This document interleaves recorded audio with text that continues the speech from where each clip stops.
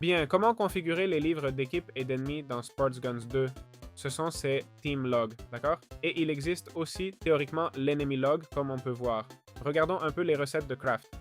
Team log avec un livre et 3 threatened iron, d'accord? Il dit utiliser pour mettre sur liste noire les mobs qu'une tourelle va cibler. Et puis nous avons l'enemy log, qui est similaire. Donc en gros, je comprends qu'on prendrait un mob, on ferait un clic droit et on l'aurait, d'accord? Ensuite, on irait à la tourelle, on l'installerait et la tourelle se chargerait de dire bonjour à ce mob, d'accord? Donc, ce serait ceux d'équipe et si on prend ceux d'ennemis, on va programmer la tourelle pour qu'elle attaque uniquement... Ah, maintenant ça m'apparaît comme whitelisted.